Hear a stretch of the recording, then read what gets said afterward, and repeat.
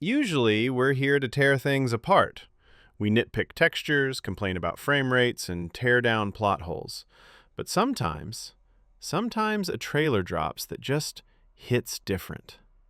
Neverness to Everness, or NTE, has been on everyone's radar as the next massive urban open-world RPG, and this prologue gameplay trailer? It's doing a lot of things right. So, put down the pitchforks and pick up the praise. Here is everything right with the NTE Prologue gameplay trailer.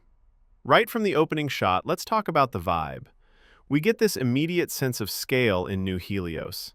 The lighting, the reflections on the wet pavement, the neon signs. It's not just copying a generic cyberpunk aesthetic, it feels lived in. It has that grimy, high-tech gloss that screams expensive production value. It establishes the mood instantly without needing a narrator to tell us it's a dark future. And the art direction for the anomalies themselves is top tier. When we see that glitchy, ethereal mess floating in the sky, it actually looks wrong, in the best way possible. It clashes with the reality of the city, which visually sells the game's core concept. Things are deviating from reality. Now let's get into the meat of it, the combat. Notice the lack of screen clutter? The UI is incredibly minimal here, letting the animations take center stage. We aren't drowning in damage numbers or complex HUD elements, we're just watching the action. And speaking of action, look at the impact frames. When the character shifts gravity or uses telekinesis, it isn't just a sparkly particle effect, there's genuine weight to it. When she slams an enemy, the camera shakes just enough to sell the power without making you nauseous. That is a hard balance to strike, and they nailed it. Another huge highlight here is the transition. We see the character slide, dodge, and engage without that awkward entering combat state pause you see in so many RPGs. It keeps the flow kinetic and fast. You're exploring one second, fighting the next, and it feels like one continuous breath. Let's talk narrative hooks. We're introduced to the Hyper Vortex and the Wartimer Index.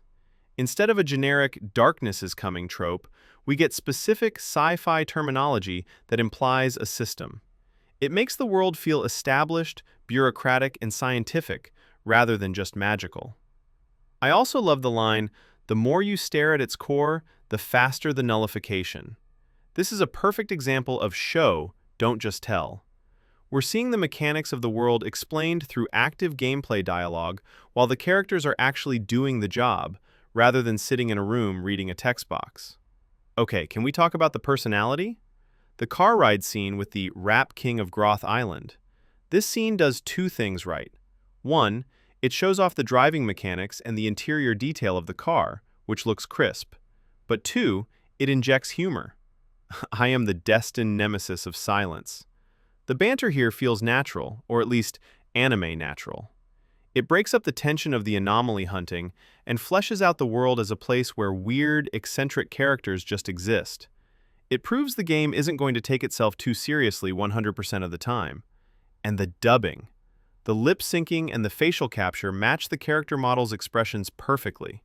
There's no dead face, uncanny valley going on here. They look alive. Then we get the environmental storytelling when entering the bureau. Look at the background NPCs. They aren't just standing in T-poses waiting for you. They're working, walking, carrying files. It makes the headquarters feel like an actual organization that functions whether you are there or not. The explanation that the index measures how much an object deviates from reality is such a cool concept for a power system. It gives a quantifiable logic to the magic, which appeals to the sci-fi nerd in me. It's a win for creative lore. And finally, the character interaction with Mint. She asks if we want to join the CSU. This immediately establishes a hierarchy and different departments within this organization. You feel like a rookie entering a massive machine, which is a fantastic starting point for an RPG protagonist. The NTE Prologue trailer does exactly what a prologue should do. It sets the stakes, introduces the mechanics, and leaves you with more questions than answers, in a good way. The graphics are stunning, the combat looks fluid, and the world has a unique identity that separates it from its competitors. If the final game plays half as good as this trailer looks, we are in for a treat. Thanks for watching. Let me know in the comments what you liked about the trailer, and I'll see you in the next one.